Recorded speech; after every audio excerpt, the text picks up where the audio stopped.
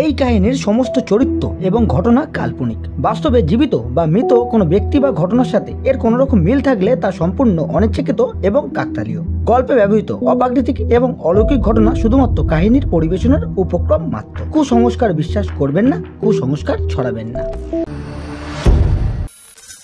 মন্ডল স্টুডিওর নিবেদন গল্পের ভান্ডার। নমস্কার বন্ধুরা, আমি রাজীব। আজ আপনারা শুনবেন লেখক জাদুকরের কলমে কে আসে। সন্ধে 6টার টিউশনিটা শেষ করে বেরাতে আজ একটু দেরি হয়ে গেল অনিমেষের। রাতুল পড়তে পড়তে হঠাৎ অজ্ঞান হয়ে যাওয়ায় হলো বিপত্তি। 8 বছরের এই ছোট্ট ছাত্রটিকে একটু সুস্থ করে তবেই সে বিদায় নেয়। রাস্তায় বেরিয়ে একবার হাতঘড়ির দিকে তাকালো অনিমেষ। ঘড়িতে 9:30 বাজে। একই অনেকটা পথ তাকে হেঁটে যেতে হবে। তার উপর শীতকালীন ঘন কুয়াশায় চারিদিক অবতীর্ণ হয়ে আছে। 4র্থ শ্রেণী পাশ করার পরেই অনিমেষের বাবা ওকে কলকাতায় পিসির বাড়ি পাঠিয়ে দেয়। পিসির কাছেই ও মানুষ হয়েছে এবং লেখাপড়াও ওখানেই শিখেছে। আজ মাস 1.5 হলো সে নিজের গ্রামে ফিরেছে।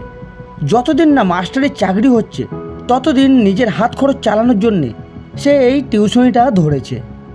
অনিমেষের গ্রামটা খুব একটা অজপাড়াগা নয়, তবুও বিশেষ উন্নতি হয়নি এখনও। গ্রামে ঢোকার প্রধান রাস্তার ব্রিজটা হঠাৎ ভেঙে যাওয়ায় আজ তাকে মেঠো পথ ধরেই বাড়ি ফিরতে হবে। আর কিছু না ভেবে অনিমেষ টর্চ হাতে নিয়ে বাড়ির উদ্দেশ্যে রওনা হলো। দুপাশে বিস্তীর্ণ ফাঁকা ধান ক্ষেত, তার মধ্যে দিয়েই সরু আলপথ। কুয়াশাটা আজ এতটাই বেশি যে 2 হাত দূরের কোনো কিছুই চোখে দৃষ্টিগোচর হচ্ছে না। 2 ব্যাটারির টর্চটা জ্বালিয়ে সে এক নাগাড়ে হেঁটে চলল। গ্রামের উঁচু নিচু মেঠো পথ ধরে একটু সাবধানে না হাঁটলেই পা ফসকে ধান খেতে পড়ে যাওয়ার সম্ভাবনা। সাবধানে টানা আধ ঘন্টা হাঁটার পর অনিমেষ সামনের বড় অশ্বত্থ গাছটা দেখতে পায়।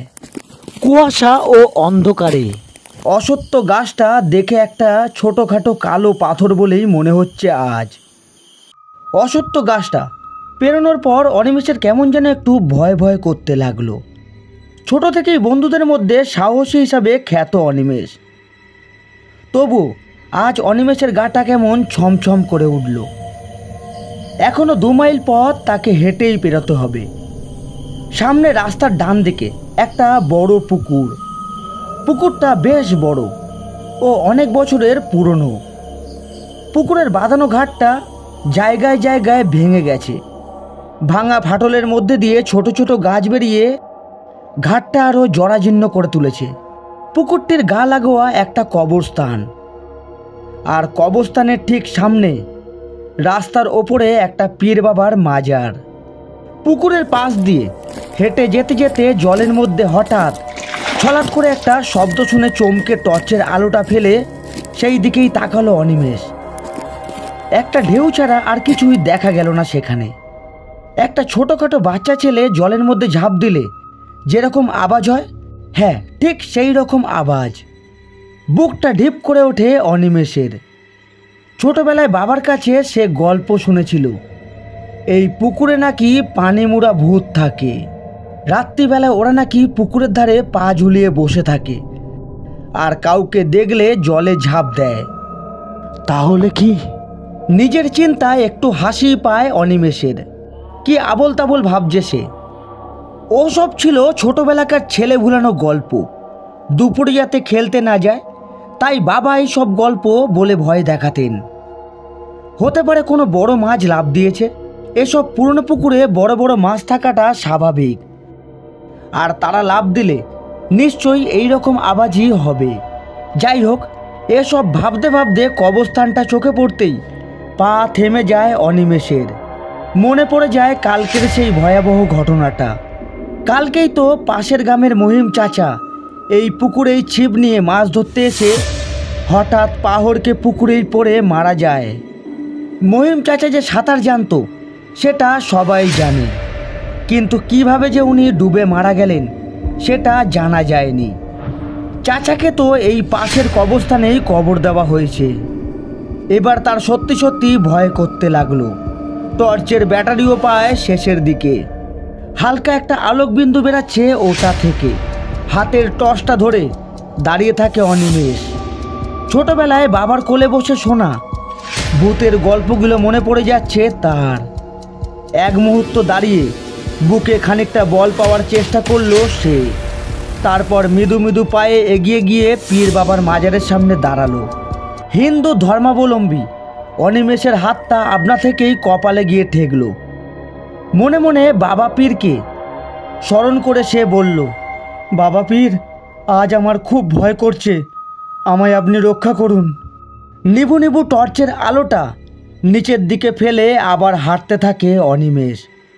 আজ যেন পথ আর শেষ হচ্ছে না। 2 মিনিট হাঁটার পর অনিমেষের মনে হতে লাগলো তার পেছনে একটা খজমট শব্দ হচ্ছে। ঠিক যেন মনে হচ্ছে তার 4 হাত পেছনে কেউ তাকে অনুসরণ করে আসছে। পেছন ঘুরে হঠাৎ টর্চের আলোটা ফেলতেই না, কেউ কোথাও নেই। শুধু ঘন কুয়াশা আর নিকশ কালো অন্ধকার গোটা রাস্তাটা জুড়ে দাঁড়িয়ে আছে। অনিমেষ আবার হাঁটতে শুরু করলো। না, সেই শব্দটা এখনও আসছে। ক্রমে অনিমেষের হাঁটার গতি বেড়ে গেল। প্রায় অর্ধ দৌড়ানোর মতো ও বড় বড় পা ফেলে হাঁটতে শুরু করলো। অবশেষে তার হাঁটার গতি দৌড়ে পরিণত হলো। কিন্তু এ কি, তার পেছনের আবাসটা যেন তাকে অনুসরণ করে ঠিক তার 4 হাত পেছনে দৌড়ে দৌড়ে আসছে। এই তুমুল শীতের রাতে তার সারা শরীর ঘামে ভিজে গেল। অবশেষে অনিমেষ হাঁপাতে হাঁপাতে বাড়ির সামনে পৌঁছাতেই লোহার বড় দরজাটা ধড়াস করে খুলে যেই ঢুকতে যাবে, অমনি মনে হলো যেন পেছন থেকে একটা হাত অস্পষ্টভাবে তার কাঁধ স্পর্শ করে কে যেন বলে উঠল, যা, চলে যা। এখন অনিমেষ তার গ্রামের প্রাইমারি স্কুলের প্রধান শিক্ষক।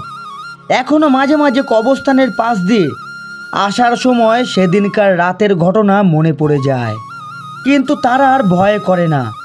সে বুঝতে পেরেছিল সেদিন রাতে যে তার পিছু ধাওয়া করেছিল সে আর অন্য কেউ না, পীর বাবাই তাকে সেদিন সাবধানে বাড়ি পৌঁছে দিয়েছিল।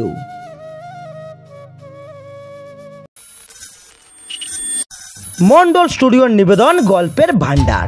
নমস্কার বন্ধুরা, আমি রাজীব। আজ আপনারা শুনছিলেন লেখক জাদুকরের কলমে কে আসে। গল্পটি কেমন লাগলো অবশ্যই একটি কমেন্ট করে জানাতে ভুলবেন না। আর ভিডিওটি ভালো লাগলে অবশ্যই একটি লাইক করে চ্যানেলটিকে সাবস্ক্রাইব করে আমাদের পাশে থাকবেন। আজ এতটুকুই, দেখা হচ্ছে আরও একটি নতুন গল্পের সাথে। ততক্ষণ নিজে ভালো থাকুন আর সকলকে ভালো থাকতে সাহায্য করুন।